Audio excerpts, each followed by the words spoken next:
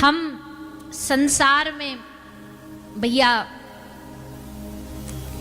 खुश आनंदित रहना भूल गए। खुश तो हैं, बहुत सारे लोग हैं जो खुश तो हैं, पर आनंदित नहीं है। आनंदित रहना भूल गए। अभाव में भी कोई अगर सुखी रहना जानता हो तो इसका मतलब है उसके जीवन में कृष्ण रूपी आनंद आ गया है।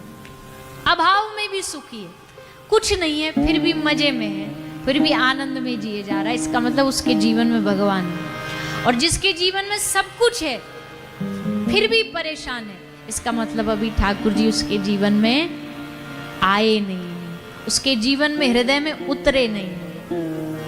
भगवान उतरेंगे तो अभाव को भी आनंदित बना ले। ठाकुर जी का जो भक्त होता है ना, अभाव में भी कुछ ना कुछ अच्छा खोज लेता। जब भी उसके जीवन में कुछ गलत होगा, अभाव होगा, तो हंस के बोलेगा, अरे मेरे ठाकुर जी की इच्छा ही यही होगी, वो चाहते ही यही होंगे।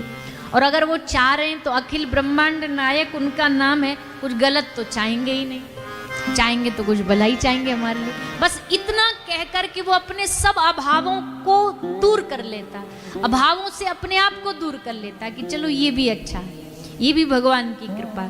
कुछ बुरा है तो इसमें भी भगवान ने कुछ अच्छा दिया, इसका मतलब उसके जीवन में आनंद है। ठाकुर जी हमें और कुछ दे ना दे, पर भगवान आनंद तो जरूर देते हैं।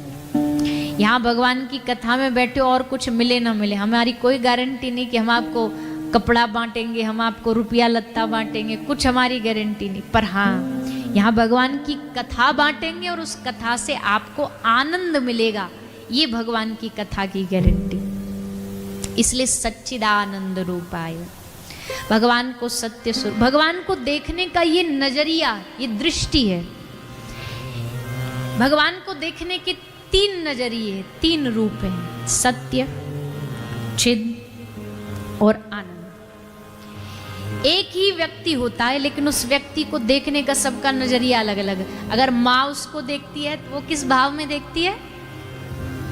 वात्सल्य भाव में। उसकी कोई बहन देखेगी तो लाड़ भाव में देखेगी, पत्नी देखेगी तो प्रेम के भाव में देखेगी। व्यक्ति एक ही है पर देखने का सबका दृष्टि अलग अलग, नजरिया अलग अलग है।